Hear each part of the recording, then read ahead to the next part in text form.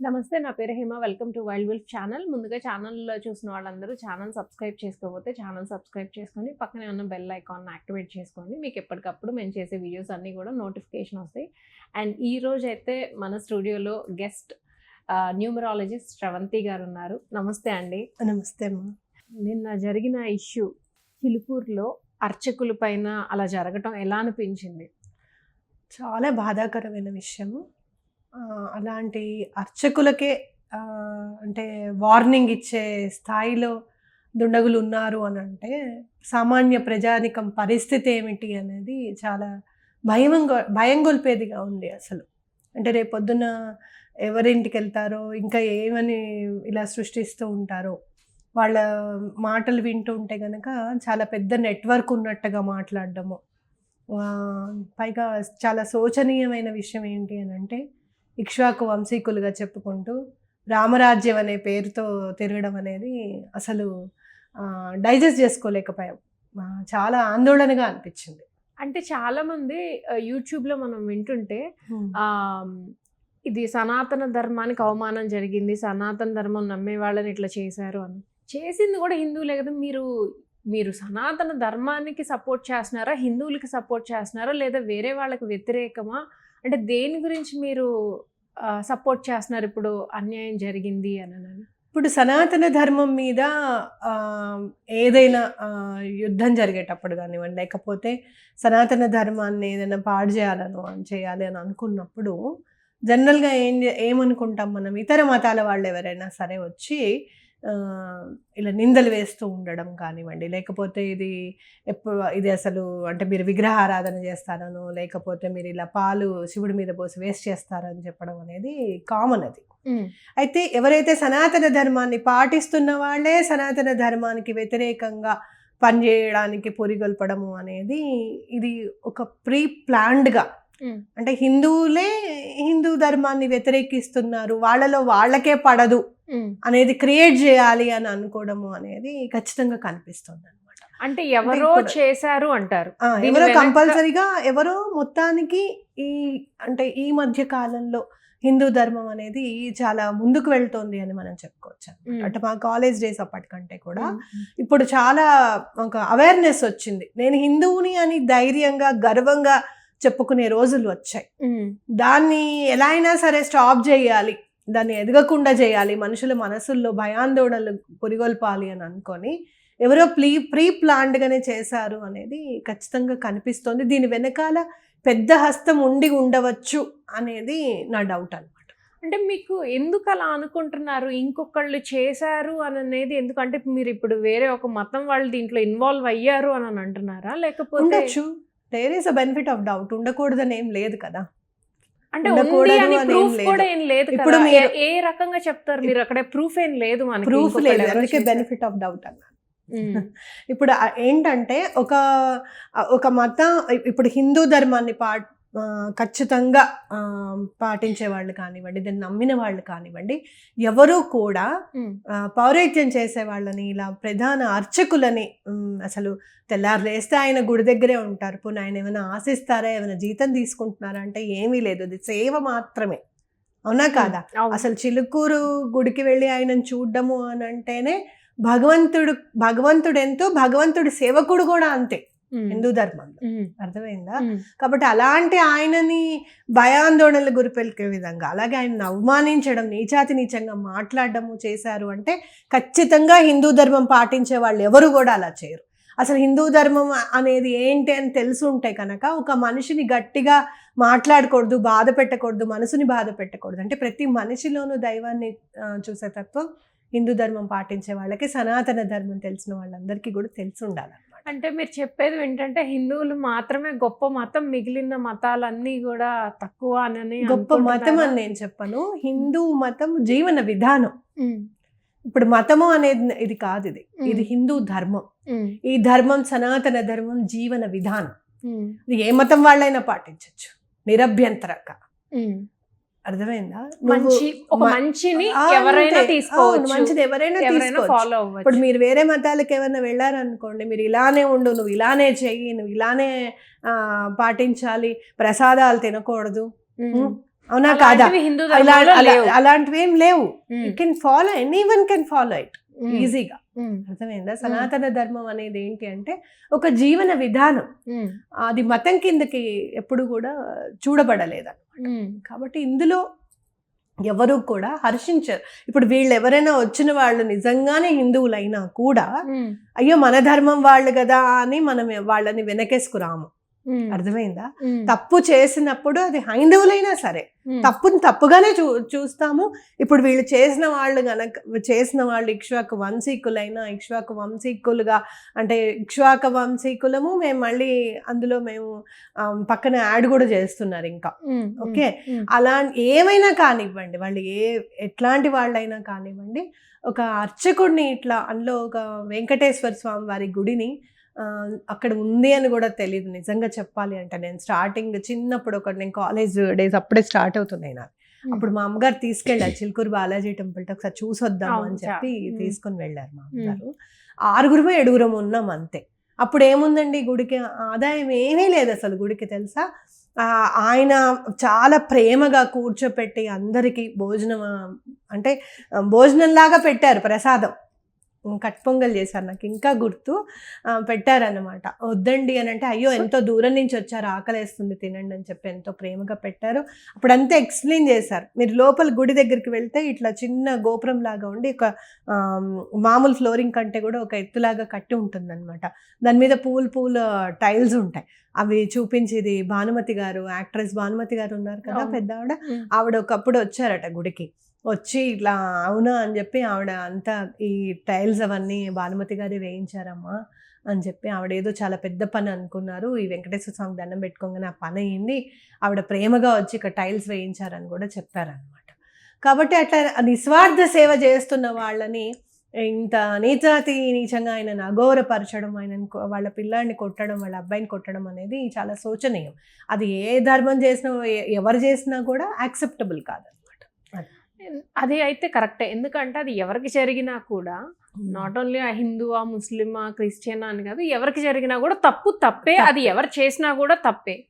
అయితే ఇప్పుడు చాలా మంది అంటే హిందూ ధర్మం ఇప్పుడు మీరు చెప్తున్నారు మంచే ఫాలో అవుతాము, చెడుని యాక్సెప్ట్ చేయము అని. ఇప్పుడు భానుమతి గారు ఏదో కోరుకుంటే జరిగింది, అక్కడ ముగ్గులు వేశారు, అదంతా చాలామంది హిందువుల నుంచి క్రైస్తవులుగా మారుతున్నారు, మనం చూస్తూనే ఉన్నాం. ఇంతకుముందు చాలా ఇయర్స్ బ్యాక్ ముస్లిమ్స్గా మారేవాళ్ళు, బట్ ఇప్పుడైతే ఎక్కువగా క్రైస్తవులు క్రిస్టియానిటీ తీసుకుంటున్నారు. వాళ్ళు ఏమన్నారంటే మాకు అక్కడ జరుగుతుంది, యేసు ప్రభువుని నమ్మితే జరుగుతుంది అంటున్నారు. దైవాన్ని ఎక్కడ నమ్మినా జరుగుతుంది. అయితే ఇక్కడ ఏంటంటే బాగా ఇంజెక్ట్ చేసేస్తారు, నువ్వు పాపివి అని చెప్పి. అర్థమైందా? ఆ ఇంజెక్ట్ చేసే వరకల్లా ఏమైపోతుందంటే నిజంగానే నేను పాపినేమో, పాపాన్ని కడిగేసుకుంటే ఈ బాధలన్నీ పోతాయేమో అని చెప్పి వెళ్ళిపోతారు. కానీ హైందవ ధర్మం ఏం చెప్తుందంటే పాప పుణ్యాలు సమమైనప్పుడు నీకు మానవ జన్మ దక్కుతుంది. ఇది చాలా భగవంతుడిని చేరుకోవడానికి చాలా ఉత్కృష్టమైన జన్మ అని చెప్పి మన పుట్టుకనే పాజిటివ్ నేచర్లో చూపిస్తూ ఉంటారన్నమాట. అంతేగాని ఎక్కడ కూడా పాపులము అని చెప్పి ఎక్కడ కూడా అసలు టాపికే రాదు, అసలు పాపి అన్న టాపికే రాదు. కాబట్టి నువ్వు సమంగా చేసావు కాబట్టి, నువ్వు మనిషి జన్మ ఎత్తావు కాబట్టి కొంచెం మంచే చేయడానికి ప్రయత్నించు. భగవంతుడిని చేరుకోవడానికి, సాల్వేషన్కి, ముక్తికి తోడ్పడే జన్మ కాబట్టి దీని నుంచి నువ్వు ముందుకెళ్ళడానికి అవకాశం ఉంటుందని చెప్పి మన హైందవ ధర్మంలో చెప్తారు. కేవలం ఎంతోమంది మీరు అంటున్నారు కదా మారిపోతున్నారని చెప్పి, మా బాపట్లలో మా మామయ్య గారు ఎంతో మందిని క్రిస్టియానిటీ నుంచి మళ్ళీ హిందూయిజంలోకి తీసుకొచ్చిన సందర్భాలు ఎన్నో ఉన్నాయి. ఇప్పుడు చాలా ఒక 10-15 years నుంచి మారింది అని మీరు అంటున్నారు. 10-15 years నుంచి మరి హిందువులు క్రిస్టియన్స్గా మారిన పరిస్థితి చాలానే చూస్తున్నాం, చాలా మంది మారుతున్నారు. వాళ్ళు ఎందుకు మారాల్సి వస్తుంది అసలు? అంటే పాపులు అని చెప్పడం అదంతా అంటే ఇప్పుడు లైక్ మీకు చెప్తారు, మీరు వింటారా? వినరు కదా. ఇప్పుడు ఒకళ్ళు వచ్చి నేను వచ్చి చెప్తాను మీకు, మీరు డెఫినెట్గా వినరు. అలా మీలానే ఇంకొక హిందువు ఇంకొకళ్ళు ఎవరైనా మరి వాళ్ళు ఎందుకు వినాల్సి వస్తుంది? ఎందుకు? చాలా కష్టంలో ఉన్నప్పుడు, చాలా ఇబ్బందుల్లో ఉన్నప్పుడు, ఇంకా మానసికంగా డల్ అయిపోతారు.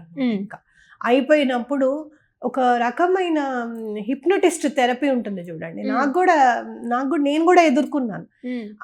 నేను చాలా కష్టాల్లో ఉన్నప్పుడు మా ఇంటి ఎదురుగుండా ఒక ఆవిడ ఉందన్నమాట. నేను పాస్ చేసుకుంటున్నాను, చీపురుతో ఊడుస్తాం కదా, ఊడుస్తూ ఉంటే ఆవిడ వచ్చి, నీకు ఇన్ని కష్టాలు ఉన్నాయి కదమ్మా, అదిగో పాస్టర్ గారమ్మా, ఆయన ఇలా మారారు అలా మారారు అని ఆవిడేమిటో చెప్తోంది. నాకు అర్థమైంది, నన్ను మారమని అడుగుతోందని చెప్పి వెంటనే నేను చీపుని సవరించాను. సవరించేటప్పటికి ఆవిడకి అర్థమైంది. అంటే ఏంటి, అంత మానసికంగా బాధలు పడుతూ ఉన్నా కూడా భగవంతుడి మీద నమ్మకం స్ట్రాంగ్ ఉన్న వాళ్ళంటే ఓకే. అర్థమైందా మీకు? అది హ్యాండిల్ చేయలేని పరిస్థితుల్లో ఉండి, అవునా, కొంతమంది డబ్బుకి లొంగచ్చు, కొంతమంది పదవికి లొంగచ్చు, పరపతికి లొంగచ్చు, ఏమన్నా కానివ్వచ్చు. అర్థమైందా మీకు? కాబట్టి అంటే సమాజంలో ఉన్న మీరు చూస్తే గనక ఇక్కడ ఇంట్లోకి వచ్చేస్తే మీకు ఎక్కువ తక్కువలు ఏమి ఉండవండి, మీలో చాలా అంటే 4 వర్ణాలు ఉన్నాయి అని చెప్తారు కదా అని చెప్తూ ఉంటారు. కానీ మీరు పేపర్లో ఎప్పుడన్నా చూస్తే మ్యాట్రిమోనీస్లో చూడండి, రెడ్డి క్రిస్టియన్, మాలా క్రిస్టియన్ అని చెప్పి వాళ్ళ కమ్యూనిటీస్ పెట్టుకొని క్రిస్టియన్స్ అనమాట. ఎక్కడ పోయింది మరి వర్ణాలు? ఎక్కడ పోయినాయి? ఎప్పుడూ ఉంటూనే ఉన్నాయి. అయితే ఇక్కడ ఏం చేస్తారు బేసికల్గా అంటే ఏం చేస్తారు అని అంటే, వ్యక్తిని అంటే అతనికి ఉన్న కష్టాన్ని ఎన్కాష్ చేసుకుంటారు అనేది ఖచ్చితంగా అర్థమవుతూ ఉంటుంది. ఇప్పుడు వాళ్ళకున్న కష్టాన్ని ఎన్కాష్ చేసుకుంటారని చెప్తున్నారు. అదేదో హిందువులే వెళ్ళి ఎవరైనా బాధపడుతున్నారంటే ఎందుకు మనం వెళ్ళి చేయలేకపోతున్నారు? మీలాంటి వాళ్ళు ఆర్ ప్రతి ఒక్కళ్ళకి మీరే వెళ్ళి చేయరు. బట్ ఏమవుతుంది, హిందువులు ఏమవుతున్నారు, వాళ్ళు వచ్చి మీకు చెప్పగలుగుతున్నప్పుడు హిందువులు ఎక్కువ ఉన్నారు, హిందువులు వెళ్ళి ఎందుకు హిందువులకి ఇంకొకరికి పర్వాలేదు, ఇట్స్ ఓకే, ఇప్పుడు మారద్దు ఇప్పుడే కాదు, ఎప్పటికీ కూడా హైందవ ధర్మానికి ఎప్పటికీ కూడా అలాంటి అంత అగత్యం పట్టదని ఖచ్చితంగా చెప్పగలుగుతాను. అగత్యమే అది. ఎందుకు అని అంటే, ఇప్పుడు నేను వెళ్ళాను అనుకోండి, నేను ఎవరికైనా చెప్పాను, ఇప్పుడు క్రిస్టియన్స్ ఉన్నారు, వాళ్ళు వేరే మతం వాళ్ళు ఎవరైనా మారిపోయిన వాళ్ళు ఉన్నారు, వాడికి ఎక్స్ప్లెయిన్ చేసి ఇలా కాదు అలా కాదు నువ్వు రా అని చెప్తే బ్యాక్ టు వచ్చిన వాళ్ళు చాలా మంది ఉన్నారు. మీరు చూసుకుంటే జేసుదాస్ గారు ఉన్నారు, అర్థమైందా? జేసుదాస్ గారు ఉన్నారు. జేసుదాస్ గారికి ఎవరు చెప్పారు నువ్వు వెళ్ళి మారిపో అని చెప్పి? అవునా కాదా? అంటే భగవంతుడి తత్వం అనేది తనంతటి తనకు తెలిస్తే మనం చెప్పాల్సినది ఏమీ ఉండదు అక్కడ. అర్థమైంది? చాలా సందర్భాల్లో మీరు చూసే ఉంటారు, మీరు ఆ బుక్ తీసుకొని ఎందుకు వస్తున్నారు ఇక్కడ, అందరికీ ఎందుకు చెప్తున్నారు అని చెప్పి చాలా సందర్భాల్లో హిందువులు ఇప్పుడు దెబ్బలాడుతూనే ఉన్నారు. అలాంటివి ఆన్లైన్లో మీకు కనపడకపోయినా కూడా మాలాంటి వాళ్ళని చెప్తూనే ఉన్నాం. చెప్పకపోవడం అనేది ఏమీ లేదు, చెప్తూనే ఉన్నాం. అయితే ఎప్పుడు కూడా హైందవ ధర్మంలో ఈ ధర్మం చాలా గొప్పది అని ఎక్కడైనా కూడా తనంతటి తనకి అనిపించే విధంగా ఉంటుంది. కానీ ధర్మము మరి నీకెందుకు నేను ఉన్నాను, ఇది చాలా గొప్పది అని చెప్పి దాన్ని ప్రాపగండా చేయాల్సిన అవసరం ఎక్కడ లేదు. అది కాదు నేను చెప్పేది. అంటే ఇప్పుడు ఎలా అయితే క్రిస్టియన్స్ హిందూస్ ని క్రిస్టియన్స్ గా మారుస్తున్నారో అలా చేయమనట్లా, మన హిందువులు బాధపడే వారిని ఇంకొకళ్ళు ఎవరో వచ్చి ఓదార్చే వరకు ఎందుకు హిందువులు వెయిట్ చేస్తున్నారు? చెప్తూనే ఉంటారు. ఎక్కువగా మీరు చూస్తే ఈ మధ్య కాలంలో మనం ఏవైతే భగవంతుడికి చేస్తూ ఉంటామో, అంటే ఊరేగింపులు కానివ్వండి, అలాంటి ఉత్సవాలు కూడా వాళ్ళు కూడా కన్వర్ట్ చేసుకొని చేసుకుంటూనే చేసుకుంటున్నారు. అంటే ఎట్లా అట్రాక్ట్ చేద్దాం అనేది ఆలోచన ఎక్కువగా ఉందన్నమాట. కాబట్టి మీరు ఇంకోళ్ళ చేయాల్సింది కాదు ఇది. హిందువుగా పుట్టిన ప్రతి వాడు నేను మారను, కన్న తల్లిని మార్చుకోమంటే మార్చుకుంటారా, నీకు కష్టం ఉంది కదా అని చెప్పి మార్చుకోరు కదా. కష్టమైనా నష్టమైనా తల్లి. మనం పుట్టిన ధర్మమే అనేది మనలో వచ్చినప్పుడు ఎవరు చెప్పాల్సిన అవసరం లేదు. అవునా కాదా?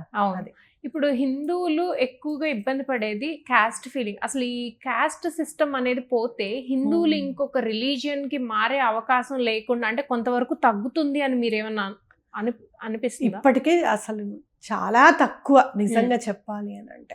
అయితే మనలో మార్పు రావాలి అనేది మాత్రం ఖచ్చితంగా ఎవరమైనా ఆహ్వానించదగ్గ విషయం. ఎందుకంటే మనం ముందు హిందువులము, తర్వాత ఈ క్యాస్ట్లు అనేది ప్రతి ఒక్క హిందువుకి రావాలి. అవును. అది మర్చిపోయి నేను ఒక క్యాస్ట్, మీరు ఒక క్యాస్ట్, వీళ్ళు ఈ క్యాస్ట్ అని ఈ తగ్గించే భావంలో వాళ్ళు ఏంటంటే ఇంకొకళ్ళు వచ్చి అట్రాక్ట్ అట్లా చేస్తారు. అంటే ఇప్పుడు నిన్న వచ్చి మరి జరిగిన అర్చకులకు జరిగిన దాంట్లో ఈ క్యాస్ట్ వాళ్ళు బాధపడలేదు, ఆ క్యాస్ట్ ప్రతి ఒక్కళ్ళు బాధపడ్డారు. చిలుకూరు గుడికి వెళ్ళిన ప్రతి ఒక్కళ్ళు కూడా అయ్యో ఇదేంటి ఇలా జరిగింది అని చెప్పి ప్రతి ఒక్కళ్ళు కూడా బాధపడ్డారు. ఇప్పుడు అలాంటి జరిగితేనే బాధపడటం అని కాకుండా మనం రెగ్యులర్ గా కూడా ఉండే రెగ్యులర్ గా ఉంటుంది సొసైటీలో సొసైటీలో. బయట మీలాంటి వాళ్ళు చూపించాలి దాన్ని హైలైట్ చేసి, లేకుండా ఏమీ లేదు. అర్థమైందా? ఎక్కడైతే మీరు నేను ఒక్కదాన్నని కాదు, సొసైటీలో ఖచ్చితంగా రెస్పాన్సిబిలిటీ అంటే మేము అందరూ ఈక్వల్లే, మనం అందరం ఒక్కటే అని ఈక్వల్ గా ఉన్నది బయటపడట్లేదని గట్టి భావన. అన్ఈక్వల్ గా ఉన్నది మాత్రం హైలైట్ అవుతుంది. ఎక్కడైతే ఈక్వాలిటీ చూపిస్తున్నామో అది హైలైట్ కావడం లేదు. కేవలం హిందూ ధర్మాన్ని అణచి తొక్కి పెట్టడానికి మాత్రమే అది అవ్వలేదు అనేది నాకు అదంటే వేరే వాళ్ళు దాన్ని ఎక్కువగా చూపిస్తున్నారు, హైలైట్ అంతేగా మరి. అవును, ఖచ్చితంగా చూపిస్తున్నారు. కాబట్టి మనం నిన్న జరిగిన మొన్న ఆయన మీద జరిగిన ఇది మాత్రం అసలు ఎవరు కూడా హర్షించదగ్గది కాదు, ఎవరు కూడా స్వాగతించదగ్గది కాదు. ఆయనకి ఖచ్చితంగా ఇప్పుడు అంత భయపెట్టిన ఆయన చూస్తూ ఉంటే కనుక ఇంకా చాలా మాటలు ఇంకా రిలీజ్ అవుతుంది. మీకు కొన్ని వీడియోస్ మీరు చూస్తే కనుక చాలా ఆయన వెంటనే ఎందుకు చెప్పలేదు అనేది కూడా క్లియర్గా అర్థమవుతుంది మనకి. అంటే అసలు చెప్తే ఏమవుతుందో అని కూడా అంత పెద్ద ఆయన భయపడే విధంగా చేశారు అని అంటే, వాళ్ళకి ఆర్మీ కావాలి అని చెప్పి ఆర్మీలోను జాయిన్ చేయమని చెప్పి దానికి ఒప్పుకోకపోయేసరికి ఇట్లా చేయడం అనేది చాలా శోచనీయం. అలాంటి ఆయన ఎవడైతే అట్లా కింద కూర్చోపెట్టి వాగాడో వాడి కాళ్ళ మీద పడి క్షమాపణ చెప్పాలి అనేది నా గట్టిన ఇది కోరిక. అది చేయాలి ఖచ్చితంగా. చెప్తే సరిపోతుంది. క్షమాపణ అనేది ఎలా రావాలి అంటే పశ్చాత్తాపంతో క్షమాపణ వస్తే గనక అది ఓకే. కానీ అట్లీస్ట్ ఎవరమైతే ఆయన భయపడుతూ కింద కూర్చొని మాట్లాడుతూ మోకాళ్ళ మీద కూర్చోబెట్టినట్టుగా కూడా మనం చూస్తున్నాం కొన్ని వీడియోస్లో.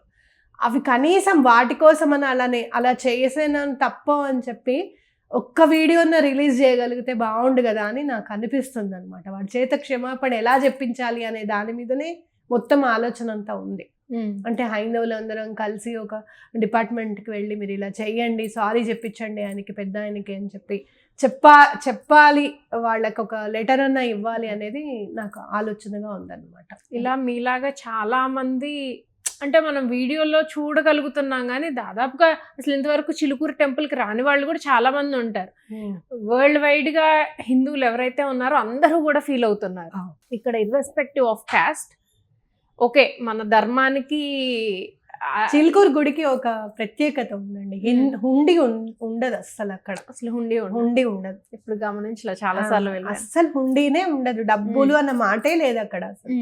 చాలా సందర్భాల్లో ఎండోమెంట్ డిపార్ట్మెంట్ వచ్చినా కూడా లేదు, మేము డిపార్ట్మెంట్ హుండీ ఉంటే కదా ఎండోమెంట్ డిపార్ట్మెంట్ వస్తుంది, టికెట్ ఉంటే కదా ఎండోమెంట్ డిపార్ట్మెంట్ వస్తుంది అని చెప్పి చాలా సందర్భాల్లో అసలు ఆయన హుండీ పెట్టడానికి ఇప్పటికీ కూడా పెట్టలేదు. ఏం చేయాలనుకున్నా స్వామికి కేవలం ప్రదక్షిణ సమర్పించడమో లేకపోతే ఏదైనా అన్నదానానికి ఏదైనా చేయడమో నాకైతే తెలియదు. కానీ అక్కడ చేయడం మాత్రం, అక్కడ మెయింటెనెన్స్ మాత్రం మనం ఏం లేదు. మనం వెళ్ళి మన కోరిక తీరాలి అని చెప్పి 11 ప్రదక్షిణాలు, కోరిక తీరిందని చెప్పి 108 ప్రదక్షిణాలు తప్పించి ఇంకా మనం చేసేది ఏమీ లేదు అక్కడ స్వామి. మరి అలాంటి గుడిలో సేవ చేసే వాళ్ళని అంత చేశారు అని అంటే చాలా శోచనీయం అసలు.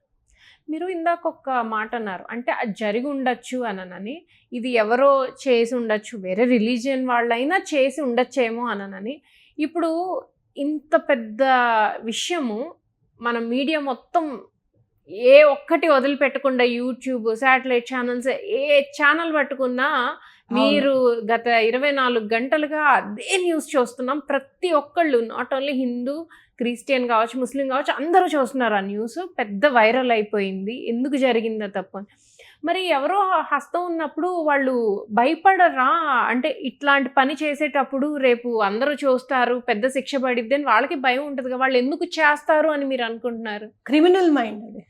అంతేనా? ఏమైనా హత్య జరిగేవాడికి ఖచ్చితంగా, హత్య చేసేవాడికి ఖచ్చితంగా తెలుసు ఏదో ఒక టైంలో నేను బయట పడిపోతాను, దొరికిపోతే ఏంటి పరిస్థితి అనేది వాడికి తెలుసు. అయినా చేస్తున్నాడు అని అంటే గనక ప్రీ ప్లాన్ మర్డర్స్ ఉంటాయి చూడండి, అది చేస్తున్నాడు అంటే గనక వాడి ధైర్యం, దొరికినప్పుడు సంగతి కదా అనే ధైర్యం ఒకటి అనేది ఖచ్చితంగా అంటే ధైర్యం ఒకటిను అడుకున్న క్రిమినల్ మైండ్ అది మైండ్.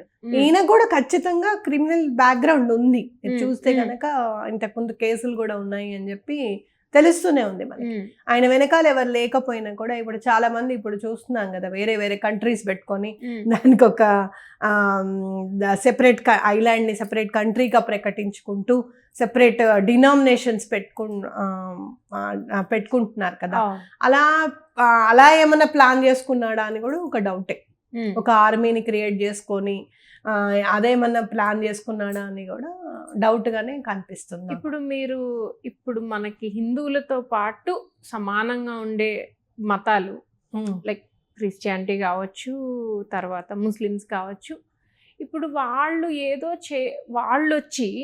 వాళ్ళు బయట నుంచి వచ్చిన మతం మన దేశానికి, ఇక్కడ పుట్టిన మతం అయితే కాదు. క్రిస్టియన్స్ కావచ్చు, ముస్లిమ్స్ కావచ్చు. మరి వాళ్ళు వచ్చి ఇంత ఇదిగా ఉంటుంటే హిందువులు ఏం చేస్తున్నారు అంటే మీరు లైక్ సెక్యులరిజం బట్ నిజంగా చెప్పాలి అని అంటే గనక మా కాలేజ్ రోజుల్లో అయితే మాత్రం మేము హిందువులము అని గట్టిగా చెప్పుకోవడానికి కూడా భయపడేవాళ్ళం. నిజంగానే చెప్తున్నాను. ఎందుకు? ఆ స్వేచ్ఛ ఉండేది కాదు. ఏంటో చెప్పాలి అని అంటే కూడా ఇప్పుడు రిలీజన్ గురించి ఎందుకు మాట్లాడుతున్నావు, India is a secular country అని మాట్లాడే వాళ్ళు ఉండేవాళ్ళు అనమాట. ఇప్పుడు అలా కాదు. కాస్త ఈ 10-15 సంవత్సరాల నుంచేనమ్మా నేను హిందువుని, నాకు ఇది కావాలి, నేను ఇది చేస్తాను అని చెప్పుకొని తిరగాలి, గట్టిగా మాట్లాడాలి అనేది, ఇది మన దేశము అని చెప్పుకోవాలి అని అనిపించేది. ఈ ధైర్యం వచ్చింది మాత్రం ఈ 10 to 15 years నుంచే. కాబట్టి ఎందుకు కామ్గా ఉన్నారు అని అంటే ఒకటి మాత్రం ఖచ్చితంగా చెప్పగలుగుతాను, సంయమనం పాటించే సత్తా మాత్రం హిందువుకు ఉందని ఖచ్చితంగా చెప్పగలుగుతాను. ఏ విషయమైనా సరే సంయమనం పాటించి దాని విషయం ఏంటో తెలుసుకుందాము అని చెప్పి అని ఆలోచించే సత్తా కూడా ఆలోచించే లోపే వాళ్ళు పెరిగిపోతూ మనం మైనారిటీస్ కి చాలా స్టేట్స్ లో అయిపోతున్నాం, తగ్గిపోతున్నాం. మీరు అన్నట్టు మనం ఆ టైం తీసుకునే లోపే అక్కడ వాళ్ళ సంఖ్య పెరిగిపోతుంది. కొంచెం అగ్రెసివ్ గా మాట్లాడితే అండర్ గ్రౌండ్ కి వెళ్ళిపోవాల్సిన పరిస్థితి. అసలు అదే ఎందుకు వచ్చింది? అందరూ సమానమైనప్పుడు ఇప్పుడు ఇలానే మాట్లాడుకుంటుంటేనే ఒక ప్రధాన వ్యక్తి, ఒక పెద్ద పార్టీ వ్యక్తిను ఇంకొకళ్ళు ఎవరో ముస్లిమ్స్ మాట్లాడుకుంటూ ఉంటే ఆయన ఏదో అన్న తర్వాత ఆవిడ దీనికి సమాధానం చెప్పేసరికి ఆవిడ అండర్ గ్రౌండ్కి వెళ్ళిపోవాల్సిన పరిస్థితి. అర్థమైందా? అంటే ఎక్కడా కూడా నాకు అర్థమైంది ఏంటి అంటే ఎవరైనా సరే నిన్ను చాలా ప్రొవోక్ చేసినా కూడా నీ కోపాన్ని తొందరగా బయట పెట్టి ఇష్టం వచ్చినట్టుగా మాట్లాడే ఇది హిందువుకు ఉండకూడదు. అర్థమైందా? హిందువులు చెప్తున్నారా ఇంకా వేరే వాళ్ళు క్రియేట్ చేశారా? వేరే వాళ్ళు క్రియేట్ చేయడం కాదమ్మా, అలా ఉంది పరిస్థితి. మీరు ఇప్పుడు ఎంత ప్రొవోక్ అన్నా చేయనివ్వండి. మీరు ఫర్ సపోజ్ వేరే రిలీజన్ వాళ్ళు ఉన్నారు, నేను హిందువుని, నన్ను ఎంత ప్రొవోక్ చేసినా కూడా నేను సంయమనం పాటించి నేను అలానే ఉండాలి. నేను ఒక్క మాట కూడా తప్పు మాట్లాడకూడదు. మీ మతం గురించి మాట్లాడుకోకూడదు, నా మతం గురించి మీరు మాట్లాడుతున్నా కూడా నేను నోరు మూసుకొని మిమ్మల్ని ఏమి అనకుండా నర్మగర్భంగా చాలా హూందాగా ప్రవర్తించాల్సిన పరిస్థితి ఉంది ఈ రోజుల్లో కూడా ఉంది. ఎక్కడ ఇది గవర్నమెంట్ వల్ల అంటే ఈ పొలిటీషియన్స్ వల్ల మనకి ఎందుకు అలా అయిందనేది నాకు తెలీదు. ఈ 75 సంవత్సరాల్లో ఎవరి వల్ల మరి మీకు ఈ 15 సంవత్సరాల నుంచి అంటే మిగతా 50 సంవత్సరాలు హిందువు వేస్ట్ అయిపోయాయి. మరి ఎవరి వల్ల అయ్యింది అనేది, అది రాత వల్ల అయిందా, పొలిటీషియన్స్ వల్ల అయిందా, మన వల్ల అయిందా అనేది పక్కకు పెడితే ఇప్పుడు ఎవరి వల్ల అయింది అనేది మనం గుర్తుపెట్టుకొని అది ముందుకు వెళ్ళిపోయేటట్టుగా ఉంటే సరిపోతుంది. మరి ముందు అంటే ఇప్పుడు మనం తొందరగా పక్క కల్చర్ని అడాప్ట్ చేసేసుకుంటున్నాం. తప్పులేదు అంటే వెస్టర్నైజ్డ్ గా ఉండడము, జీన్స్లు వేసుకోవడం లేకపోతే ఇంకోటి తప్పులేదు. కానీ మన హిందూలుగా వదిలేసేసి ఇంకొక మతాన్ని పుచ్చుకోవడం అనేది అయితే డెఫినెట్ గా అంటే నీకు ఈ దేవుడు చెయ్యనిది ఆ దేవుడు చేస్తాడు. అంటే దేవుడు అనేవాడు ఒకడే, ఒక ధర్మంని మనం పాటిస్తున్నాం అంతే. చూస్తే అన్ని దేవుళ్ళు ఒకటే, అన్ని మతాలు ఒకటే, ఒక ధర్మం. ఈ ధర్మాన్ని వదిలేసి నువ్వు ఆ ధర్మంలోకి వెళ్తే నీకు అన్ని జరిగేది మతాలు అది. ఒకటే, అందుకే హైందవం మాత్రం మతం కాదు, ధర్మం. జీవన విధానం, జీవన విధానం. ధర్మము, సనాతన ధర్మం, జీవన విధానము. ఇది ఇంత ఎవరు గొప్ప కూడా మనం అర్థం ధర్మాన్ని- చేసుకో అంటే ఒకటి నా ఇన్నర్ ఫీలింగ్ ఏంటి అని అంటే, ఇన్నాళ్ళ నుంచి ఈ ధర్మం యొక్క గొప్పతనం చెప్పేయడానికి ఎవరు అంటే లేరు అని మనం చెప్పుకోవచ్చు. మీరు చూస్తే వే బ్యాక్ ఒక 15 ఇయర్స్ బిఫోర్ నుంచి చాగంటి గారి ప్రవచనాలు చెప్పినప్పటి నుంచి, అట్లా చాగంటి గారే కాదు, ఇంకా చాలా నార్త్లో కూడా చాలా మంది ప్రవచనకర్తలు ఉన్నారు. అట్లా ప్రవచనకార్యులు కాస్త బయటికి వచ్చి చెప్తూ కొంచెం యూత్ వినడం స్టార్ట్ చేసిన తర్వాతనే మనకి మార్పు అనేది వచ్చింది అని ఖచ్చితంగా చెప్పుకోవచ్చు. అంతకుముందు ఏంటి అని అంటే, భగవంతుడు అని అంటే ముందు చదువుకోరా, ఉద్యోగం చేయి, ఇలా పాపల్ని గాను వాళ్ళని సెటిల్ చేసిన తర్వాత నువ్వు ఆధ్యాత్మికం వైపుకు రావచ్చు అనే రేంజ్లో ఉండేవాళ్ళం నిజంగా చెప్పాలి. ఇంత సోషల్ మీడియా అది కూడా లేదు, అవునా కాదా? మీకు కంచి పరమాచార్య గారి గురించి తెలియాలి అంటే ఎన్నాళ్ళు పట్టింది? పక్కన చెన్నైలోనేగా ఉండేది, అవునా కాదా? ఇంత లేదు, ఇంత వచ్చింది అని అంటే మాత్రం తప్పకుండా మార్పు కోసమే వచ్చింది అనేది నా ప్రగాఢ విశ్వాసం. కాబట్టి అప్పుడు ఏం జరిగింది, 50-70 ఏళ్ల నుంచి ఏం జరిగింది అనే దానికి ఇప్పుడు కరెక్ట్గా ఆన్సర్ దొరుకుతుంది.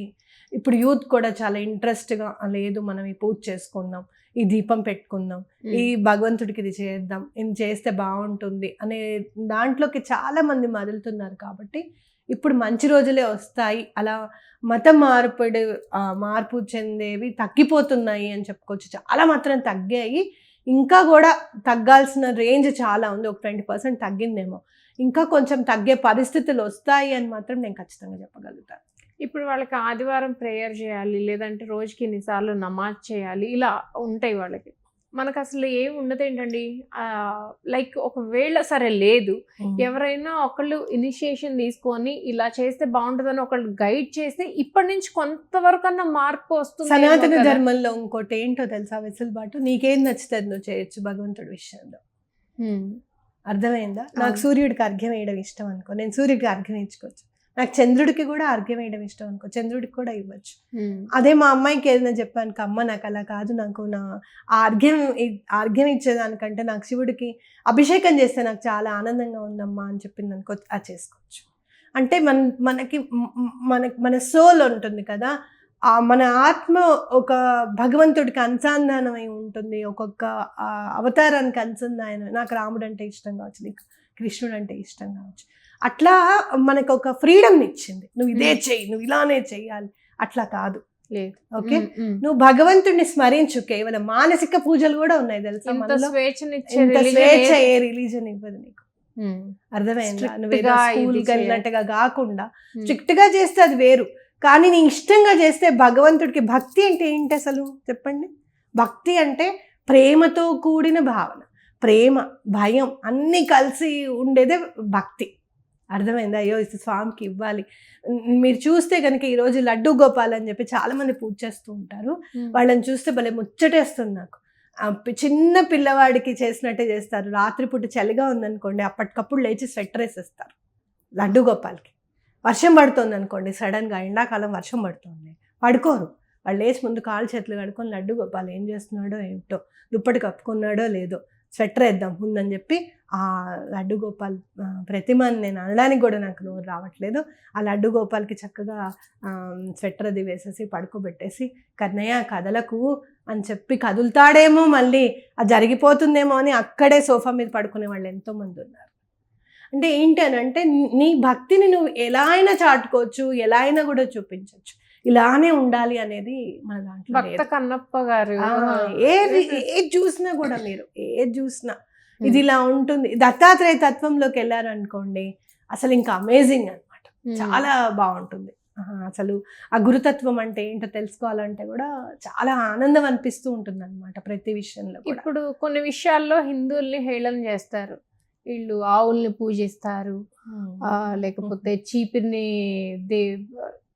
లక్ష్మీదేవి అంటారు, ప్రతి చీపిరిని, పుల్లని, ప్రతి దాన్ని, పీచుని అన్నిటినీ పూజిస్తారు, వీళ్ళకి ప్రతిదీ దేవుడేనా అనే అవమానం కూడా జరుగుతుంది, ఇప్పటికీ జరుగుతుంది. నేచర్ విష్ణు విశ్వం విష్ణుర్వ షట్కారో అని అలాగే మీరు అమ్మవారి నామాలు చూస్తే ఓం ప్రకృత్యై నమః, ఓం వికృత్యై నమః అని చదువుకుంటూ ఉంటారు అనమాట. ప్రకృతి అమ్మవారు. అలాంటప్పుడు చీపురు ఎక్కడి నుంచి వచ్చింది? చెట్టు నుంచే కదా వచ్చింది. దాంతో ఒక్కటే పాపం అనుకుంటే తప్పే ఉంది? ఏమో ఎవరికి తెలుసు. సో ప్రతి దాంట్లోనూ భగవత్ తత్వం చూడడం అనేది, అలాగే ఏదైతే మనకి సహకరిస్తుందో దానికి గౌరవం ఇవ్వడం అనేది మన సనాతన ధర్మంలో ఉంది. అంటే ఒక నిజంగా చెప్పాలి అని అంటే ఒక చిన్న పిల్లల మనస్తత్వం అంటే కల్మషం లేని తత్వం అనేది ఇనుమడింపజేయగలిగేది కేవలం సనాతన ధర్మం అని ఖచ్చితంగా చెప్పుకోవచ్చు. కాబట్టి ప్రతి దానికి ఒక గౌరవం అనేది ఇవ్వడం అనేది ఉంటే గనక అదే గౌరవం నీకు దక్కుతుంది. నువ్వు ఏదైతే ఇస్తావో అదే నీ దగ్గరికి వస్తుంది అనేది మనం ఖచ్చితంగా నమ్మాలి. ఆ నమ్మకం ఎవరు ఇంపార్ట్ చేస్తారంటే సనాతన ధర్మం ఇంపార్ట్ చేస్తారు. హైందవులలో ఐకమత్యత తక్కువగా ఉంది అనేది మీరు నమ్ముతారా నమ్మరా? డెఫినెట్గా ఐకమత్యం తక్కువగా ఉంది. డెఫినెట్గా. ఎందుకంటే మనం ఏదైనా పాటిస్తున్నాం అనుకోండి, అదేం దారి అసలు అది కరెక్ట్ కాదు అంటే ఆ దారి గురించి తెలియకుండానే విమర్శ అనేది వస్తూ ఉంటుంది మనలో అనమాట. అదొక్కటి తగ్గించుకోవాలి మనం. ఇప్పుడు నేనున్నాను, నేను న్యూమరాలజీ చెప్తాను అనుకో, అసలు న్యూమరాలజీ ఏముందండి అసలు అని అంటే, న్యూమరాలజీ ఏం తెలిసిన వాళ్ళైతే మాట్లాడండి, తెలియని వాళ్ళైతే అదేంటో తెలుసుకోండి, అది లేదో ఉందనో ఇవన్నీ ఎందుకు. ప్రతి ఒక్కళ్ళని విమర్శించడం అనేది బాగా ఉంది మనలో. అంటే మనం ఎక్కువ మంది ఉన్నాం కాబట్టి అది ఎక్కువగా కనిపిస్తూ ఉంటుంది జోన్. మిగతా వాళ్ళలో లేదా అంటే విమర్శన తప్పకుండా ఉంది. వాళ్ళలో కూడా మనలో ఎట్లయితే క్యాస్ట్లు ఉన్నాయో వాళ్ళలో కూడా క్రిస్టియన్స్లో కూడా 2 రకాల క్రిస్టియన్స్ ఉన్నారు. జీసస్ని పూజించే వాళ్ళు ఉన్నారు, మరియమ్మని పూజించే వాళ్ళలో వాళ్ళు కూడా ఉంటాయి. వీళ్ళకి కూడా అలానే ఉంటాయి. షియాలు ఉన్నారు, సున్నీలు ఉన్నారు, వీళ్ళకి కూడా ఉంటాయి. కానీ ఎక్కువగా మనం మంది ఎక్కువ ఉన్నాం కాబట్టి కంట్రోల్లో మంది ఎక్కువగా కనపడుతూ ఉంటుంది అనమాట. మనిషి అనేవాడు ఏ ధర్మమైనా ఏ మతమైనా కూడా ఎదుటి వాళ్ళని అనవసరంగా విమర్శించడం ఎప్పుడైతే తగ్గిపోతుందో, అలాగే ఆరోగ్యకరమైన విమర్శలు పక్కకు పెట్టేసి మీద బురద జల్లడానికి ఎప్పుడైతే ప్రయత్నం చేస్తూ ఉంటారో ఏ మతం అయినా ఏ ధర్మమైనా పరిడవిల్లదు అనేది ఖచ్చితంగా చెప్పుకోవచ్చు. అయితే ఖచ్చితంగా మనం ఐకమత్యం రావాలి అంటే ఈ విమర్శలన్నీ తగ్గాలి ముందు మనకి. అది మన మీద మనమే బురద జల్లుకోవడం అనేది వాళ్ళు హిందువులందరూ అర్థం చేసుకోవాల్సిన విషయం. అంతే. ఎండ్ ఆఫ్ ద డే ఇంకొకళ్ళకి చులకన అవుతారు. అంతేగా, అయ్యాంగా అవడం అయ్యాంగా ఆల్రెడీ. వాళ్ళు వచ్చి ఇప్పుడు మరి అదే వాళ్ళు వచ్చి మీరు మారండి అని చెప్పగలుగుతున్నాం అంటే మన ఇష్టం. ఇప్పుడు మనం వెళ్ళి అడగలేకపోతున్నాం, మనం అడిగే గుణం కాదు. ఎప్పుడు హిందువుల్లో ఒకటి ఏంటంటే తెలుసు తెలియకుండా కొంచెం రాజసంగానే ఉంటారు. ఒకళ్ళని అడిగి కావాలంటే వాళ్ళకి అవసరమైంది ఇస్తారు, అది ఎవరైనా కూడా. కానీ అడగటం అనేది ఉండదు. అడగటం అనేది కాదు. ఇంకోటి మీరు గట్టిగా దాన్ని నేను నమ్మను. అడిగే వాళ్ళు ఉన్నారు, అడగని వాళ్ళు ఉన్నారు, అలా కాదు. ఏదైనా ఒకటి జరిగినప్పుడు వెంటనే రెస్పాండ్ అవ్వరు, మాట్లాడరు. గట్టిగా మాట్లాడాలి కదా. ఇప్పుడు ఇంత అన్యాయం జరిగిందే, ఈయనని ఇట్లా చేశారే, ఒక్కళ్ళన్నా గట్టిగా మాట్లాడిన వాళ్ళు ఎవరన్నా ఉన్నారా? టీవీ ఛానల్స్ చూపిస్తూనే ఉన్నాయి కానీ ఎవరు కూడా గట్టిగా ఎలా స్పందించారు అనేది నాకు అంత తీవ్రమైన స్పందన అయితే మాత్రం ఎవరి నుంచి కనిపించలేదేమో అని అనిపించింది. ఎవరికి వాళ్ళు ఏమైపోతుందంటే, ఇప్పుడు మనం బయటకు వస్తాం, మాట్లాడతాం. ఇప్పుడు నేను వచ్చి మాట్లాడతాను, అమ్మో నన్ను నా చుట్టుపక్కల ఉన్న ఫ్రెండ్స్ అంతా ఏమనుకుంటారో, నాకు తెలిసిన వాళ్ళు ఏమనుకుంటారో, అలా అది తగ్గాలి. సెక్యులరిజం ఈజ్ 2 వే అని చెప్పడానికే ఇన్ని సంవత్సరాలు పట్టింది మనకి. అవునా కాదా? అసలు చెప్పే నాయకుడు ఒకటి రావడానికే మనకి ఇన్ని సంవత్సరాలు పట్టింది. Hats off to Pawan Kalyan garu, నిజంగా చెప్పాలి అని. అవునా కాదా? సెక్యులరిజం ఈజ్ 2 వే అని అన్నప్పుడు ఏమిటి ఒక పొలిటీషియన్ అన్న మాట నిజంగా అన్నారా అని చెప్పి వినడం జరిగింది అనమాట. అంటే అంత మాట అనడానికే మనకి ఇన్ని రోజులు పట్టింది, ఇన్ని సంవత్సరాలే పట్టింది.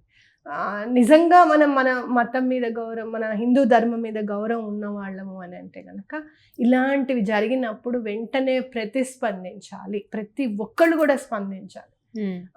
ఎందుకు ఇలా జరిగింది, ఇలా జరగడం శోచనీయం, మేమందరం ఉన్నాము ఆయన వెనక, ఊరుకునేది లేదు ఈసారి ఏదన్నా అని చెప్పి ప్రతి ఒక్కళ్ళు చెప్పాలి అనేది నా భావన. సో ఇప్పుడంటే మీ ఇలాంటి వాళ్ళు అందరూ వచ్చి మాట్లాడుతున్నారు, ఫ్యూచర్ జనరేషన్స్ ఎలా ఉంటుందో తెలియదు, ఉండాలనే కదా మరి సో ఇప్పుడు ఉండాలి అంటే తల్లిదండ్రులు పిల్లల్ని ఎలా పెంచితే మన హిందూ ధర్మాన్ని కాపాడుకోవచ్చు అంటారు? నీకెందుకు, నీ చదువు నువ్వు చదువుకో అని అనకుండా ఉండాలి తల్లిదండ్రులు. ఏదైనా ముందు ఇప్పుడు మా అమ్మాయి ఉంది, మొన్న ఏదో మూవీ గురించి నేను చెప్పాలనుకుంటున్నాను అని చెప్పింది. చెప్పమ్మా అని నేను రికార్డ్ చేశాను. నువ్వేం చెప్పాలనుకుంటున్నావు చెప్పని నేను రికార్డ్ చేశాను. నువ్వు చదువుకో, నీకెందుకు ఇవన్నీ అని నేను అనలేదు. ఎందుకు అని అంటే తన భావన అనేది వ్యక్తపరిచింది, ఆ వ్యక్తపరిచింది రికార్డ్ అయ్యింది. రేపు ఎప్పుడన్నా నేను కావాల్సినప్పుడు నేను చూసుకోవచ్చు అనే ఫీలింగ్ అనేది ఉండాలి ఖచ్చితంగా. అవునా కాదా? కాబట్టి అట్లా మనం పిల్లల్ని వాళ్ళ స్వేచ్ఛని స్వేచ్ఛని ఇది చేయకుండా ఉండాలి. అయ్యో అమ్మ ఏంటి అంత అర్చకులని అన్నారు అని అంటే, మన ఇంట్లో మన తాతగారిని అంటే మన పిల్లలు ఎట్లా ఫీల్ అవుతారో, ఇలా అన్నారట్రా అని చెప్పి మనం ప్రతి విషయాన్ని డిస్కస్ చేసుకోవాలి.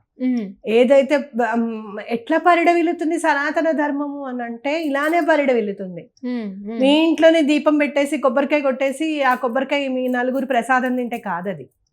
అవతల వాళ్ళకి ఏదైనా కష్టం వచ్చినప్పుడు ఆ కష్టాన్ని మనం ఎలా అంటే పంచుకునే విధంగా ఉండాలి. కనీసం మనం వెళ్ళి ఏదో చెయ్యక్కర్లేదు, మనం ఎలా మన స్పందనని ఎలా తెలపాలి అనేది కూడా పిల్లలకి నేర్పించాలి.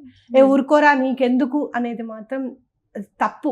అలాగే ఎంతవరకు స్పందించాలి, మనం సేఫ్ జోన్ లో ఉంటూ అవతల వాళ్ళని ఎట్లా రక్షించాలి, వాళ్ళకి కలిగిన కష్టాన్ని కానీ నష్టాన్ని కానీ మనం ఎలా చూడాలి, ఎలా వాళ్ళకి హెల్ప్ చేయగలగాలి, మనం సేఫ్ జోన్ తో ఉంటాం అనేది కూడా పిల్లలకు నేర్పించాలి. దీన్నే సోషల్ ఇంటెలిజెన్స్ అంట. ఎందుకంటే ఇవాళ చిన్న పిల్లలు రేపటి పౌరులు అవుతారు, ఇదే సోషల్ ఇంటెలిజెన్స్ అంటారు. ఇదే కావాలి మనకి. అంతేగాని మీరు ఎంపీసీలో ఎన్ని మార్కులు వచ్చాయి, 98%, మిగతా 2% ఎందుకు ఆగిపోయింది, ఎందుకు తగ్గిపోయింది, దీని మీదే మనకు ఉంటే గనక ఇక వేరే నాలెడ్జ్ ఏమి ఉండట్లేదు. ఓన్లీ మ్యాథ్స్, ఫిజిక్స్, కెమిస్ట్రీ లేదా biology, physics, chemistry. To be honest cheque రాయలేరు తెలుసా. బ్యాంక్ లో చెక్ ఉంటుంది కదా, ది కెనాట్ రైట్ చెక్ రాయలేరు, ఒక డీడీ తీయలేరు, ఒక పాస్పోర్ట్ ఆఫీస్కి వెళ్ళి మాట్లాడలేరు. ఎందుకు అంత సుకుమారంగా బయట తత్వం తెలియక. మీరు ఈ రూమ్ లో 10-15 మంది కూర్చొని చదువుకుంటూ ఉంటే వాళ్ళకి ఏం అర్థమవుతుంది? బయటికి వెళ్ళాలి, బ్రతకటం తెలియదు కదా. ఇక ఆ ఉద్యోగం వరకు చేయగలుగుతాం. ఇప్పుడు ఉద్యోగంలో కూడా చాలా ప్రాబ్లమ్స్ వస్తుంటాయి, అవి కూడా ఫేస్ చేయాలి. ఇలా పెంచడం వల్ల ఇది మతము ఇంకొకటని కాదు, పిల్లలు కూడా ఒక సరైన ఇదిలో వాళ్ళకి పిల్లలు ఉంటారు. చూసారు కదా ఇంటర్మీడియట్ పిల్లలు సూసైడ్ చేసుకుంటున్నారు అని అంటే ఏంటి అసలు ఏమని చెప్పండి. ప్రతి తల్లిదండ్రులకి వాళ్ళ అబ్బాయి ఐఐటీనే చదవాలి, అలా చదివితేనే గ్రేట్, నీట్ లో ర్యాంక్ రావాలి, ఫ్రీ సీటే కొట్టాలి. ఇలాంటివన్నీ పెట్టుకుంటే చాలా కష్టం. ఒక ఇంజనీరింగ్ మెడిసిన్ తప్పించి ఇంకేజీ లేదు అని అనుకోవడం పొరపాటు మనది. 2025 లో కూడా ఇంకా అలా అనుకునే వాళ్ళు ఉన్నారు, ఎందుకు లేరు? ఉన్నారు, చాలా మార్పు. ఏదైనా కానీ జరిగినది మాత్రం చాలా శోచనీయం. దానికి కావాల్సిన అంటే అలా జరగకుండా ఉండేందుకు ప్రణాళికగా ఏదైనా గవర్నమెంట్ ప్రభుత్వం తరఫు నుంచి కూడా ఒక సెక్యూరిటీ ఉండాలి.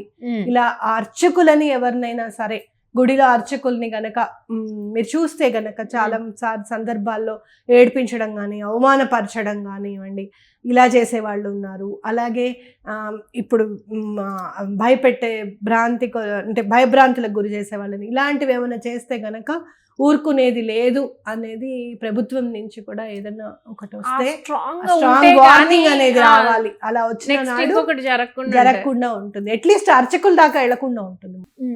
మెయిన్ వాళ్ళనే భయపెడితే చిన్న చిన్న వాళ్ళు ఎంత ఇప్పుడు నార్మల్ వాళ్ళు బయటకు వచ్చి మాట్లాడటానికి కూడా భయపడతారు. అంత పెద్ద వ్యక్తుల్ని, అంత ఇదున్న వయసు ఉన్నవారు, అన్ని సంవత్సరాల నుంచి అర్చకులు చేసిన వాళ్ళకి ఇవాళ ఇలా చేస్తే రేపు నా బోటి వాళ్ళు ఎవరో వెళ్ళి మాట్లాడతారు, మన బోటి వాళ్ళు వెళ్ళి మాట్లాడుతుంటే ఏం జరుగుతుంది?